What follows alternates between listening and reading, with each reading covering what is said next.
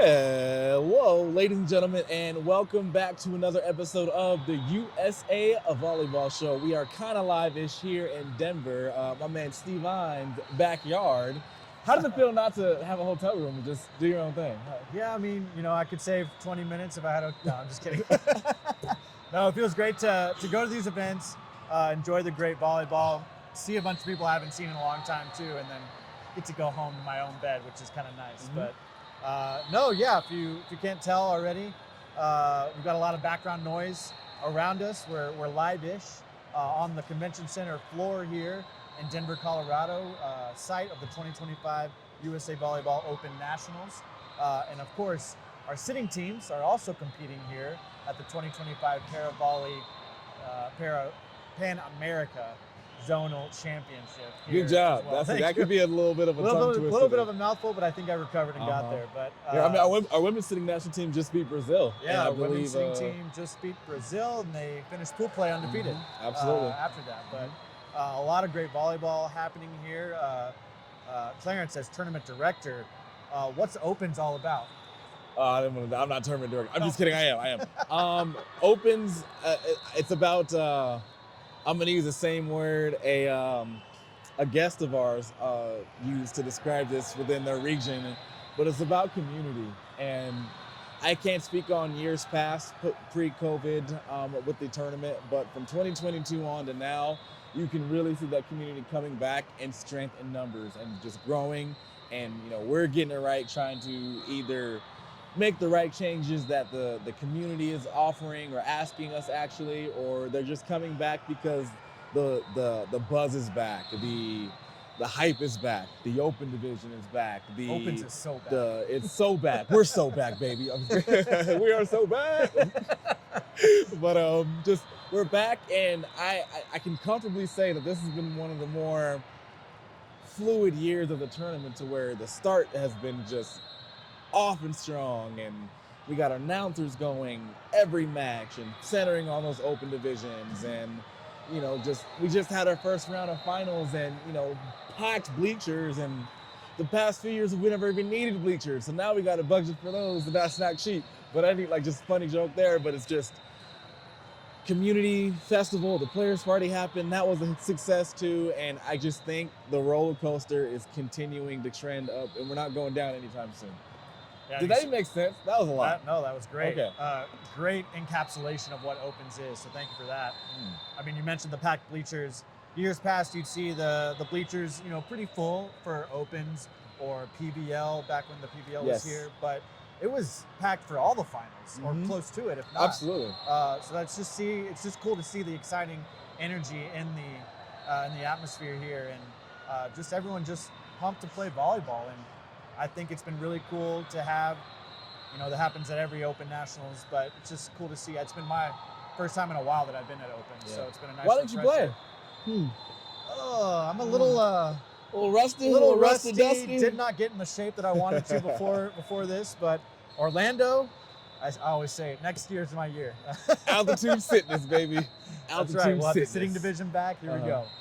No, but it's been a nice refresher to see Opens again, and to see, you got the older divisions, the men's 70s, women's 60s, playing side by side with the Opens or double A, and it's just, and then they'll go over to watch each other. I was gonna say, speaking about that too, it's been a whole variety of divisions watching other divisions as well too.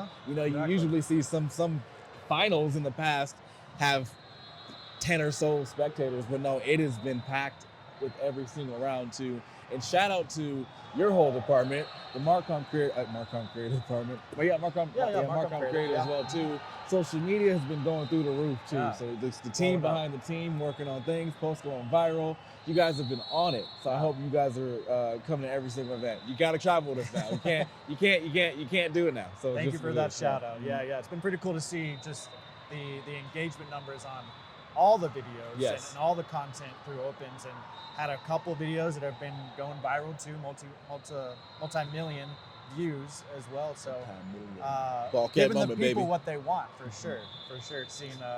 Seeing all the variety of competition here, and all the divisions, and the number one question that we're getting on the comments is how can I play in this tournament? And Well, that's easy. All you got to do is sign up, build a team, and here you go.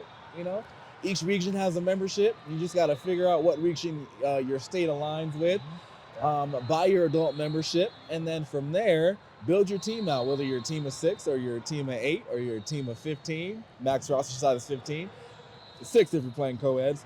But all you have to do is build your team, create your team, and show up and play. Obviously, buy flight tickets and hotel lodging and stuff there too. But anyone can come and play. All you got to do is be 18 years or older, and you're good to go. Do you have a favorite moment so far that you've experienced at this year's Opens? I've been playing and working. Oh, that's too. right. Yeah, so, yeah. My favorite playing moment is just being able to play 6 rotations on a 6-man roster, helping out. Shout out to the upper left team, upper left squad, helping that team out. My body's feeling it. I'm not gonna lie. I'm not in volleyball shape, but I'm getting back into it slowly. My shoulder hurts, my back hurts, my shins hurt.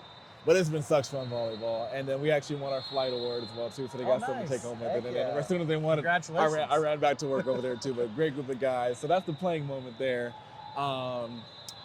Working moment. It's just the numbers, like you said, the crowds, the. What was it? 570. 531 teams. 530? I wish we had 572. Let's get 570 or more in Orlando in 26. But I'd probably say just seeing all the awards and just all of just the camaraderie of people just being excited to be here. Like I said, it's one of the smoother starts, and we had a very smooth finish to the first session as well.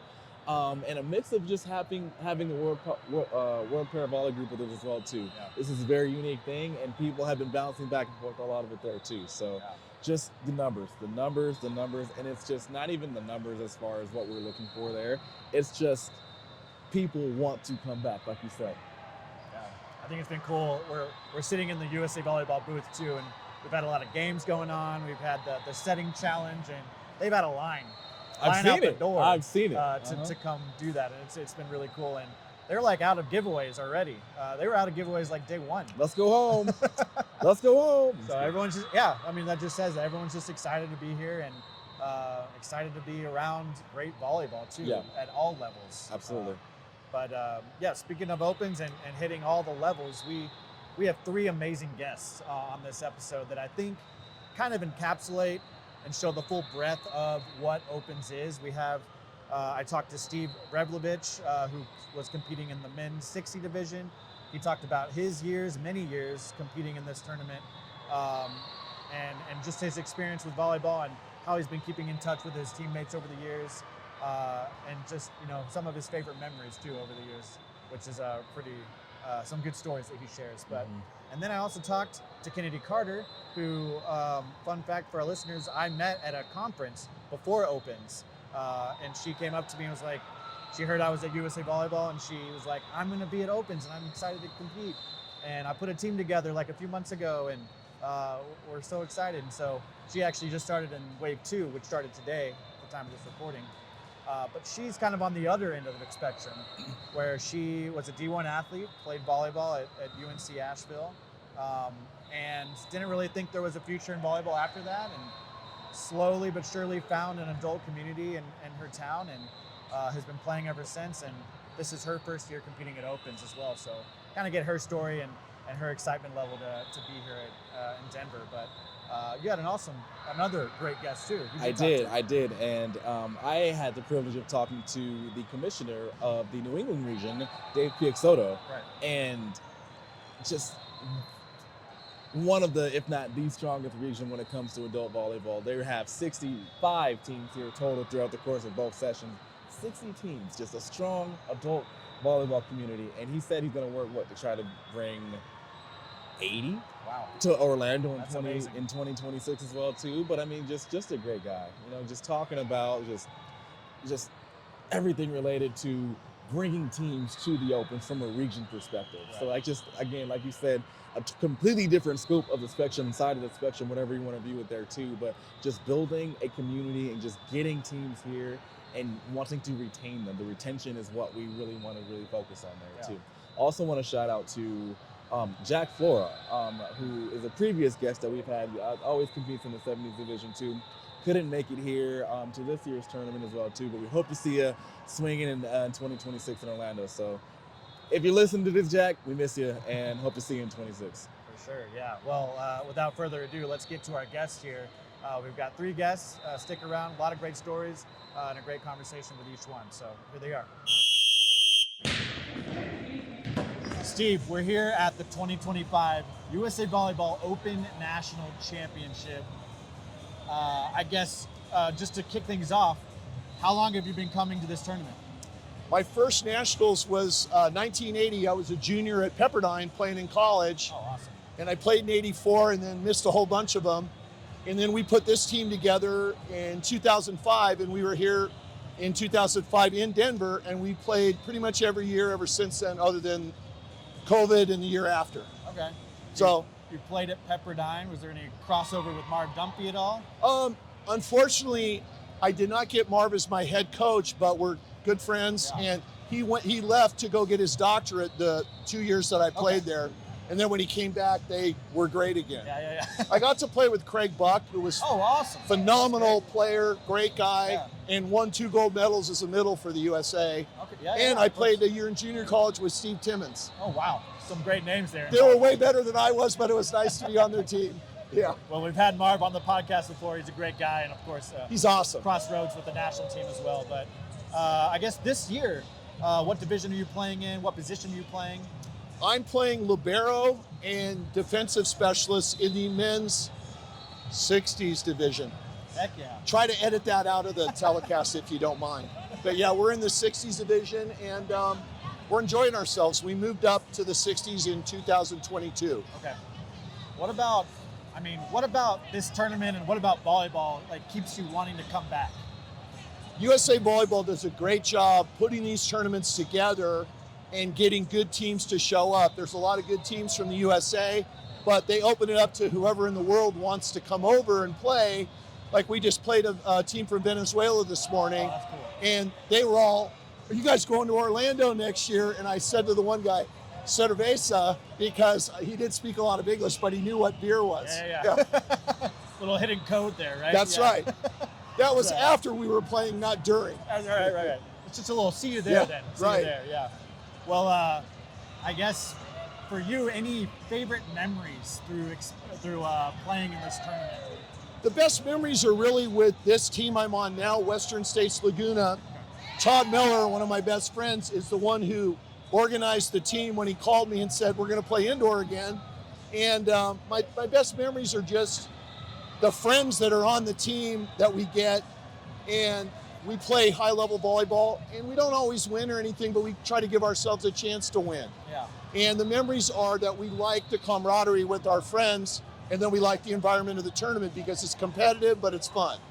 Speaking of the environment and the atmosphere of the tournament, we're in Denver this year. Impressions so far of the Open Nationals, and especially here in the city of Denver? I'm a big fan of Colorado and Denver. I've been to Denver a number of times. I'm a snow skier too, and my son just graduated from Colorado Boulder a year ago. So Denver's phenomenal, and this facility's great. They've got great restaurants and hotels, and it accommodates everybody. And plus, it's closer to California for us, so it's only a 2-hour flight. There you go. It's great. Well, I'm a snowboarder myself, so if you're ever making up the slopes here in Colorado, let me know. I will. We are elitists now. We go to Deer Valley. Okay. Because my brother has a townhome up there now. Oh, perfect. Yeah. Well, I'll slide into that townhome with you then. Absolutely. It's a free place to stay. Perfect. That's awesome. No snowboarding at Deer Valley, though. Oh, that's right. I'll have to get the skis then. Yeah, exactly. We were talking a little bit off camera before then, but you've sustained some injuries over the years. What's your secret? How do you keep coming back to play after all those injuries? I don't know if it's a secret, but I've had both hips replaced, and Dr. Stephen McCulloch did my surgeries in Newport Beach. He's an ex-gymnast and a super guy, but you're about 100% in 10 to 12 months after that, and there's no physical therapy really needed. Yeah. So the joints and the surgeries are so good now that you can come back from artificial hips and still jump and land and do everything. You don't even notice you have it. Yeah. What would be your pitch to someone? It could be a friend, could be a complete stranger, but you find out that they like volleyball, they're involved in volleyball. What would be your pitch for them to come out and play at the Open Nationals? Well, I would say start playing regionally where you are so you can improve, and then find out what players go to like these state tournaments, and that will evolve into you and ending up coming to the nationals, because there's so many divisions to play in and it's fun. Yeah, you mentioned all the divisions to play in. You got, all the way up to open. We got the AA, A, B, double B, all that, and then you got your age divisions as well. I was just over watching the co-ed reverse fours as well. That was really fun to watch. We got our sitting teams just next to us playing. We're actually hosting an international tournament. That's terrific too, that they've included sitting, and I see the athletes coming in and they're just smiling and having a great time. Yeah. Have you had a chance to go watch? I've watched it before. Okay, yeah. They're outstanding. Yeah. I wouldn't want to compete against them trying to sit down. I'd probably get hit in the face a whole bunch of times. Say that reaction time's got to be not really so quick, good. right? Yeah, right. Well, I think you've touched on it a little bit already, but what is it about the sport of volleyball that you just love and are so passionate about? That's a great question. I guess I fell in love with it because, like a lot of sports, like basketball at a high level is very similar. You're using athleticism, but to get better, you're really using your mind, and you have to be creative on what you have to do to get ready for how fast everything happens. And I like indoor, everything happens faster than beach volleyball. I play both, and I'm a better beach volleyball player, but I like being on a team and scrambling and making things happen. So it's not all who's the tallest and who's the most athletic. It's a combination of that. Yeah. Well, having my notes here that you won in 2024, is that correct? We did. Yeah. And 23 and 22. Okay. And there's a few more of them. Not one, not two, not three, yeah. With this team, we've won 9 U.S. Open championships. That's amazing. Starting in 2011, but we did not win 2005 through 2010. Okay. We had 3 seconds, 2 fifths, and a third the first 6 years. Okay. And then we figured out how to play when they changed the rules to overhand passing, and you could throw the first ball. Yeah. And we didn't have a big enough roster the first few years. We made some mistakes at the beginning, and then figured out how to build a better team and get used to the rules. Yeah. So you've kind of built a dynasty, you would say, since then. I don't think so. But if you give yourself a chance to win, like if you get a medal, I feel like it's a successful tournament. Yeah. And we do try to celebrate if we win. Yeah. Do you have any fun memories from the tournament? As and I think I've already asked you this a little bit, but just like diving a little bit deeper, any like fun friendships that you've made over the years or anything like that you keep in touch with? The core of our team is mostly the same guys, but like my buddy Ali Tazaruni, who's from Iran, but he's played with us a few times, and now he hasn't been with us for a while, so we talked him into playing in 2018 in Dallas. Okay. And he's a really good opposite player, and then he also can block, land, and if the setter digs the ball, he can set the ball to the outside hitter on the other side. And he was on fire, and we won in Dallas, and he hadn't played with us in a while. Yeah. So at the victory dinner, I said, "What was your favorite Cabernet again?" And we were at a steakhouse, and he told me, and they had it on the menu. I go, "I'm buying that, and we're having it." That's awesome. So that was a pretty good memory because he's a world-class, great guy. Yeah. Well, will we see you in Orlando next year? Absolutely. All right. Cool. I may have a knee replacement before that tournament, but I heard 6 months is what you need to recover. And if I'm not all the way back, I'll just be like a DS or serving guy and coach. Serving specialist or something. Yeah. Something, and then I'll be better after that. Perfect. Well, But we'll see you there, I'm sure. And I will be there. Yeah. Anything else before I let you go here that you'd like to share about the tournament or just volleyball, the sport in general? I would say one of the nice things that I'm encouraged about USA Volleyball is the John Spurra leadership now. I knew John when he was coaching UC Irvine 20 years ago. Yeah. He played at the top level himself. He's a great coach, and he coached the Olympics, and he's a great college coach. And I know it's just going to keep getting better with his leadership. Yeah. And I'm expecting to now be on the payroll because I said that on camera. That's right. Well, maybe between us, we can convince John to come play in this tournament. I think that'd be pretty cool. That would be really cool if we could get him off his rear and in here and play. Right. What is he doing right now? Well, right? tell him you don't have to jump. You could be a DS and serve, and then we'll sub you out, and you can keep the jersey. That's right. I bet he could still do it if he trained. I think so. Awesome. Well, Steve, thank you so much. Steven, thanks for having me. Dave, good to see you again. Good to see out you. here in the city of Denver, Colorado, to kind of our hometown. But we just want to once again say thank you for taking the time out. I know you got a busy open schedule, busy annual meeting schedule. So let's just jump right into the interview. One thing we like to ask our guests here for the first time is, how were you introduced to the game of volleyball? What's your backstory? What was that again? How were you introduced to the game of volleyball? What's your backstory? So my backstory was I played volleyball. Volleyball. Volleyball. And it, just like a lot of other stories, I met a girl and started playing volleyball. She got me into volleyball. Gotcha. And been involved in organizing teams, and then I got involved with the region, doing juniors, and worked my way up. I want to say I've had almost every job in the region. Gotcha. I mean, work your way up is quite the understatement. I mean, you do it all. You are the commissioner of the New England region. So, what was your kind of transition or introduction to the region? How did you start getting involved in there, and what was that climb to success like? Yeah, I started in the junior world, and I've always been good at organizing things. So I just kept sticking my neck in and organizing this or organizing that.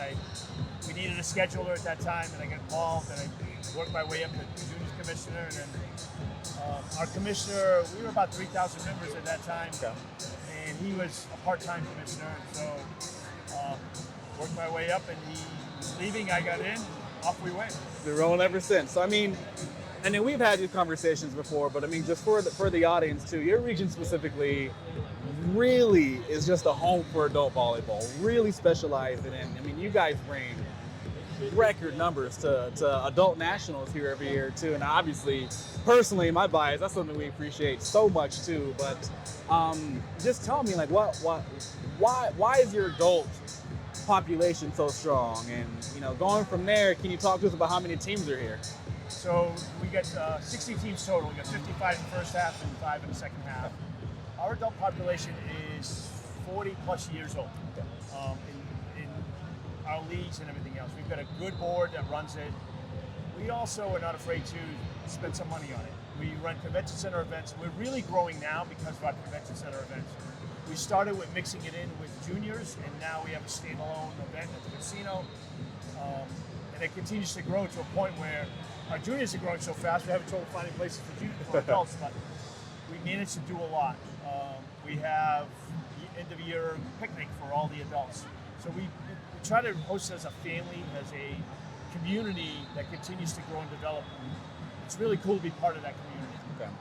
How long have you been bringing adults to the Opens tournament? Before me. It was way before me. One of our little secrets now that was we give out a sweatshirt, or we used to give out a t-shirt, now we give out a sweatshirt. I've seen the past few years. You guys are always rocking them, and they love Every them. one of our members that come out here. They're like, "Where's my hoodie? I didn't get one." I'm like, My "God, hoodie." go over there." The kid stopped me yesterday. Hey, can I buy a hoodie? I'm like, where you from? California. I'm like, sorry. So we want that community involvement. The best thing we do is when we get to tomorrow, we start getting into playoff mode, and all the New England teams, as they get knocked out, they start following each other and supporting each other. And our goal is to have the stands full of somebody who makes the finals with all our hoodies out there. So. Gotcha. So, I mean, over the past 4 years too, since we've kind of been having our conversations about the adults tournament too, as it's grown from, we'll date at 2022, moving on from there too. What's the overall experience been like today? Not only for you, but for your teams here. It's a great time. I think my adult commissioner, Judy, said it best this morning. I've seen so many people I haven't seen in years. It's a reunion for us. Yeah. It's a family gathering for us. Off the court, teams are headed out for the first wave. They're going out to dinner together tonight. That's the community we're building with volleyball. We've got it a little bit tighter in New England, and I'd love to see other regions understand that adult volleyball is your referees, your coaches. It's the future of your growth. You need to take care of that to make the sport grow. So, future of growth. You talk about community. That's been a kind of a target word throughout here a lot of the times too. What does your community, if there's one word that your adult community can say that describes the New England adult volleyball experience, what would it be? I think it's relationships. You have a lot of people who have gotten together with volleyball. You have a lot of friends. You have a lot of business entities. You have a lot of things that generated from our sport because we have these relationships with everybody. When you walk around here, you see it all. It's the same thing with staff. You have staff players members that play. And Yeah. you right away you unite with them. And I hear you here coaching too on the side. Coach as well, my too. daughter's team. Yeah. I had nothing else to do. I figured I'd coach my daughter's team. The one thing I know, you notice this: you get on a plane or you're in a line and you see somebody with a volleyball shirt, you'll go strike up a conversation. Where do you play? Where you from? Yeah. There's a lot of other sports you don't see that. They are not as community-driven, relationship-driven as volleyball is. It's a very great thing to have. Announcement going on here too. We'll keep the interview going as well too. But I mean, some really, really good things saying here too, and I'm very excited that we're able to have these conversations about what's working well with the tournament and what's not working so well too. I mean, I'm always open to your feedback. I mean, again, one of the strongest features when it comes to adult volleyball. Again, that's something we appreciate very much too. But just kind of going on the experience thing too. Do you guys have any other plans while you're here in Denver? Anything related to your teams or just personally while you're here in the city? I'm trying to have a little downtime because we have What's that? 4 days of very intense meetings. Yeah. As we have a new leadership coming into USA Volleyball, and I also about being on the board, we're involved in a lot of that. And we're involved with trying to make our sport even better and position ourselves better for LA 28. Got it. So my goal for the next couple of days is downtime. As soon as I hit back to my region, it's going to be crazy training. Got it. Understand. Well, I mean, we're very, very time conscious here too. Do you have anything else you want to kind of add to the table? Anything you want to leave the audience with too? Thank you guys for having us and continuing this. I know this is not an easy tournament to continue to run. We're open to help out. It is fun. It is very fun, and I'm loving the growth. Team here this is a great tournament to have. Absolutely. Where can the audience follow the region? Anyvolleyball.org. Come on down, watch us, get on us. Remiss if I didn't say this. Get on our social media. Jen Wood does a great job on our Instagram. You'll see me with light sticks. I was Buddy the Elf. I was. I've been hearing some good things about it. Yeah. Yep. So we do a lot of things in New England. We have fun. So come on down. Hope to see you in Boston. You let me know when you need me. Again, Dave, thank you for your time. Thanks, Clarence. Carter, thank you so much for taking the time. Yeah. For a little backstory for our listeners here, we met at the Gondola Conference, Sports Summit. That really quick side note, shout out to the Gondola crew for putting on that conference. It was amazing. Jared. And allowed us to meet too and connect about volleyball. But you told me that you're going to be at the Open Nationals, and excited to see you here. So thank you for taking the time. Yeah, of course. How did you hear about Opens? So I actually didn't hear about it until fairly recently, which is quite weird because I played volleyball my entire life. And last year it was in basically my backyard. I was pretty upset I didn't know it existed yet. But then when a friend told me it was going to be in Denver, I said, heck yeah, I'll make a vacation out of that. So here we are. Nice. And yeah, I guess aside from that, what made you want to compete at Opens? I coach a 17s team. I've been with them for a few years, and I will warm up with them. Obviously, I coach them every week. And the fact that I don't get to actually step out onto the court when that ref blows that first whistle and go for every ball that they get to go for, it drove me crazy. And so an opportunity to play in another tournament myself, I had to jump at the opportunity. You had the itch to just get out there and dig that ball for them, right? Oh yeah. What club do you coach? It's called Cincy East, back in Cincinnati, Ohio. Okay. Yeah. Awesome. Are you how's the season going for you guys? It's pretty good. We go to a lot of qualifiers, especially around the Midwest. We have girls that want to get recruited, play in college. So we're always trying to get in front of as many college coaches as we can. So we go to some big tournaments. Well, you coach, and then you also obviously have a volleyball background as well, but would love to hear how you were introduced to the game. Absolutely. So I grew up outside Dallas, Texas, and I tried every sport under the sun. Golf, gymnastics, softball. I was terrible at everything. And for a lot of people, they think Texas is only 100 degrees all the time. And it is definitely that way in the summer. But I found it is only 100 degrees or 30 degrees, and there is no in between. And so playing an outdoor sport sucked. And so I was like 9. I heard my friend play volleyball, and I said, I want to try an indoor sport. And the rest is history.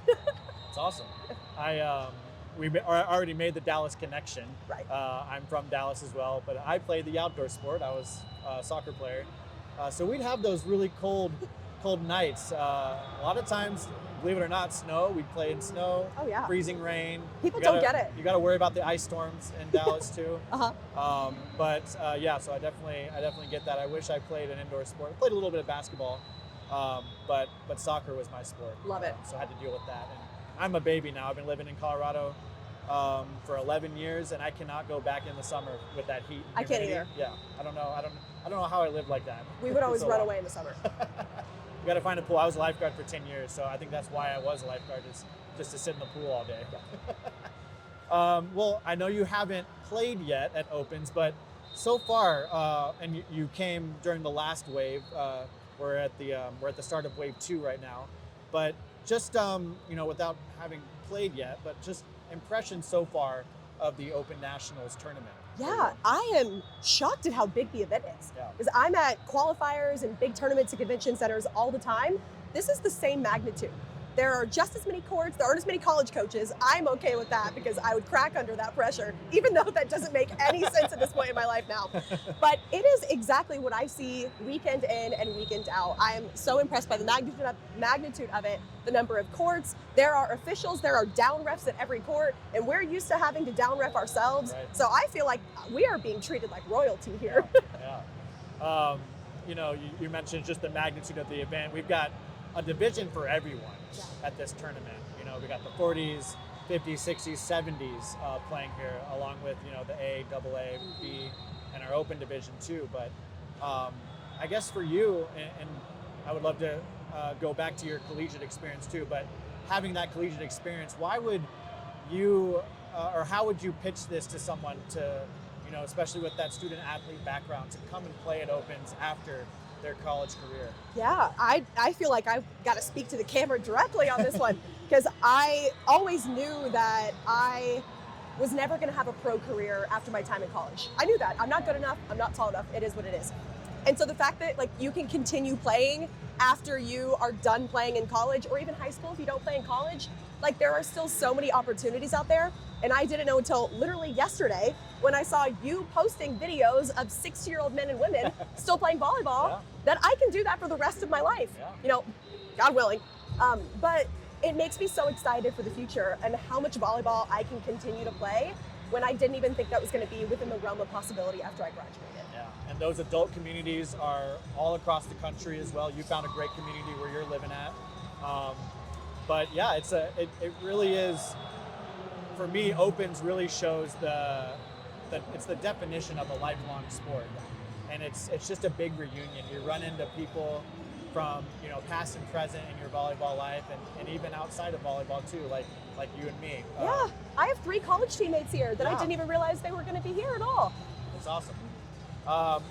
You mentioned, we've touched a little bit on your college career, but where did you play in college? Just tell us about that. Yeah, so I mentioned I'm from Dallas. I went to North Carolina for college. I played at UNC Asheville. So in the western North Carolina region in the mountains. It was absolutely beautiful. Yeah. I was there for 4 years. I set all 4 years. And then, what was the rest of the question? I just would love to hear more about your college experience and, as a student athlete too, and then coming here and just seeing this as well. Yeah, it was great. I mean, I always loved club tournaments. And then you get to college and obviously you get, it's 2 games a week, Right. and all of the hype is there on those couple nights a week. And I just love the big tournament atmosphere. So I always liked club more than school ball growing up because you really get that almost kind of like a sorority experience, especially in college when we're not able to join sororities when you are a collegiate athlete, that you kind of have that sisterhood with you. And that's what I feel like we have this weekend, and what we feel like you have at USAV club tournaments as you're growing up. You really get to bond, and you get to spend that whole weekend, and you're in the gym from sometimes 7 a.m. to 7 p.m. But you intentionally forego your weekends for that, and that's what you do in college if you want to play at that level. You're foregoing a lot of your weekends. You're definitely foregoing your Friday nights. For sure. And that's a priority for a lot of people. But I prefer to spend my Friday night in a gym with my teammates or in a locker room and being around them. So it was an amazing experience, and I'm so happy I decided to continue playing at that level and that I was lucky enough to be able to do so. Yeah. A little bit of a full circle moment here, coming back to a convention center where you used to spend a lot of those club days at. Where did you play club? I went to a few different clubs outside of Dallas. They were located in Plano. I played for Excel Volleyball Club, Mad Frog. Those are some of the bigger ones. Excel, but, yeah. Very well, yeah. Mm-hmm. I went to high school in Plano. I don't know if we talked about that yet, but John Paul II Love it. in Plano. But it's so fun. I guess, talking about now, and you work for Slate, non-sponsored at all, but we use Slate for our content creation platform, and that's how we met, obviously. But for someone who's continuing to work in sports, any advice for someone coming out of college and wanting to continue to work in sports? Yeah, I mean, the biggest advice I give anyone that wants to work in sports is that it is all about who you know, but it's all about the genuine relationships that you form. Yeah. It's not trying to, copy and paste a message into someone's inbox and then hope that one day they'll consider you for a job. It's getting to meet people over coffee, getting to know them, continuing to nurture that relationship and follow up. And that way, when a job does open, you're the first person that they think of because they already have your name kind of floating around in their head. I was very, very fortunate to have a connection with the San Diego Padres through someone that I went to school with who ended up working in HR there, got me an interview for an internship, and then the rest was history. And that's how I ended up working for the Reds. But it is a really hard industry to break into. That is no secret. You've probably experienced that yourself working in sports. And a lot of people want to do it. And so it's really just about putting yourself out there and continuing to get to know the people that you want to be one day. And that way, one day you can actually be them. Thank you so much for sharing that. That's Yeah. awesome. Great advice. I guess kind of wrapping up here, any goals for yourself for this tournament? Well, obviously we want to win, obviously. But my biggest thing as unofficial team manager, because I am a coach, I have told them I'm writing the lineups, I'm putting you on the court, and I'm going to be telling you what to do. Yeah. I'm also a setter. Okay. So I am the quarterback that has to tell There you go. everyone what to do and where to go.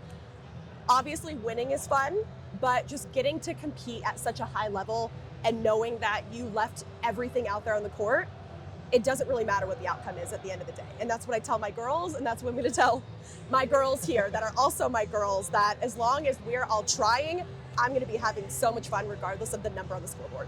Very comfortable in that coach and quarterback role then, yeah. Awesome. Well, before we let you go, anything else you'd like to share or talk about that we kind of left on the table for you? Oh gosh, I mean, I don't exactly know who's going to see this, but if it encourages even one little girl or teenager, whoever it is, to pick up a volleyball or to go to tryouts or to reach out to the local coach at their school, absolutely do it. Because regardless of what level you end up playing at, you learn so many things about who you are, professionalism, all these skills that you can take with you later in life just by being a part of a team sport. And I think that volleyball has actually given me a lot more non-tangible things than it has tangible things that I've carried with me into my professional life and that I will have with me for the rest of my days. So the more people that I can hopefully convince, even if it's one person, to try out for the volleyball team, that'll be a win for me. I love that. Thank you so much for sharing that connection from playing youth sports and how that's kind of carried over into your professional career too. So thank you so much for that. Yeah, it's been an awesome conversation, Carter. Thank you for your time and good luck today. Thank you so much. 3 awesome conversations. I was able to catch a little bit of yours with Dave, but obviously wasn't at the desk with you. Little inside fun fact here. Dave and I shared a room together in, where was it? It must have been Tulsa, 2017, 2018, whenever High Performance Championships was there. Okay. And I broke my ankle too, so he was very helpful with me getting in and out of the room and everything. But haven't really seen Dave since then, but it was good to catch up with him a little bit before your interview. Anyway, I don't know why that's so funny, but like I haven't seen him since then. But like, yeah. No, it was great to catch up. We shared some fun stories and memories from that trip. But it's been fun to follow along from afar because New England region is just killing it on social media too, and Dave just seems like such a great commissioner for that region.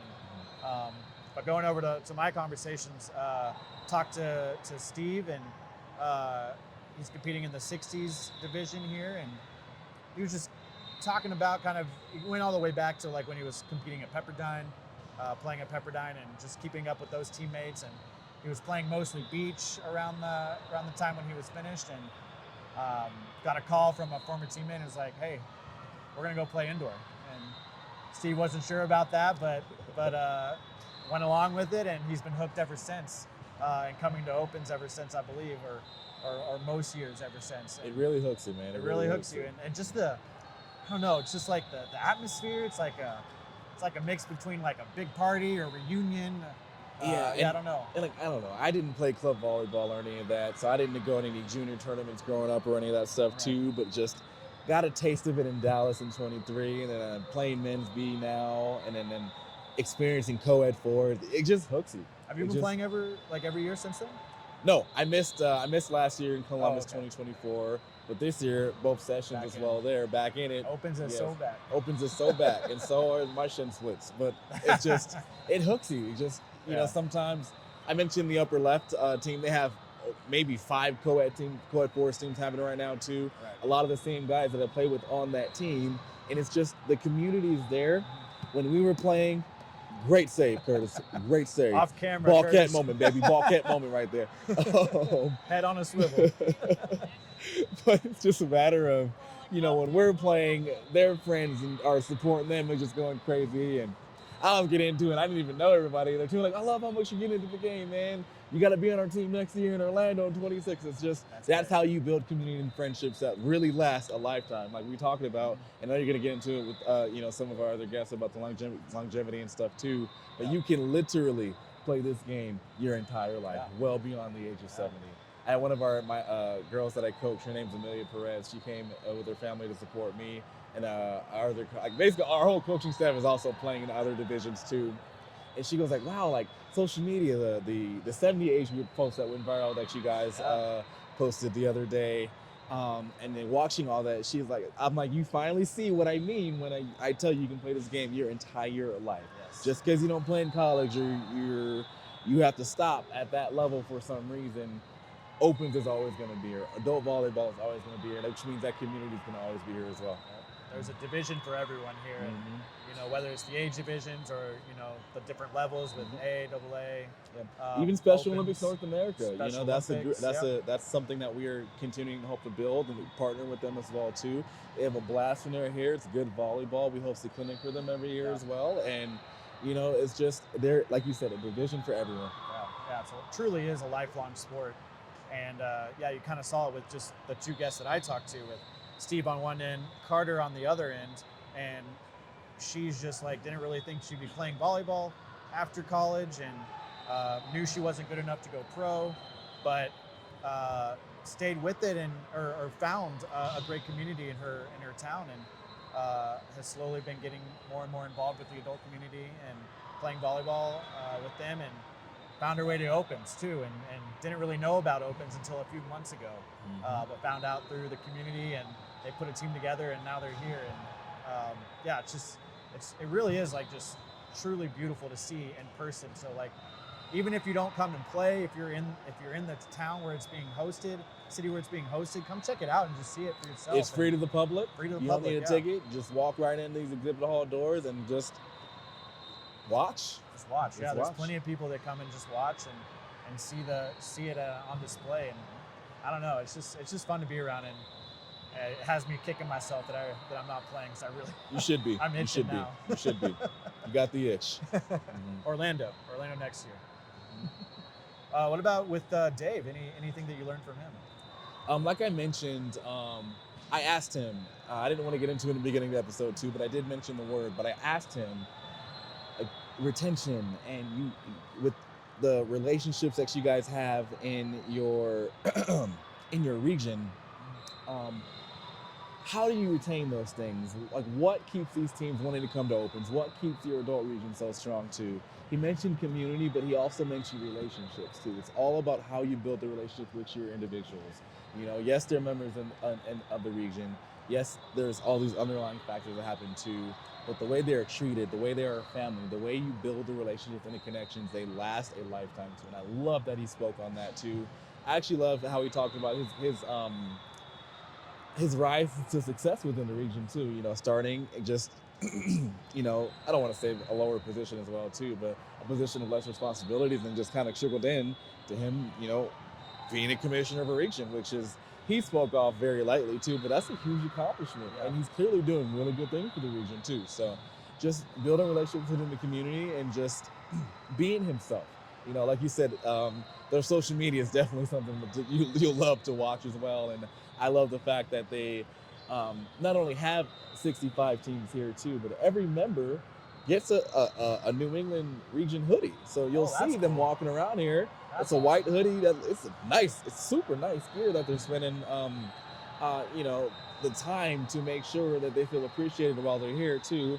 Shout out to the RMR region as well, Rocky Mountain region, because they're also doing hoodies for this year, being in Denver as well too. But something that they just want to make sure that they know that they're not just members, they're family, they're part of something special that the region appreciates too. That's my biggest takeaway from that interview too, and I'm very glad we got to sit down and chat with Dave.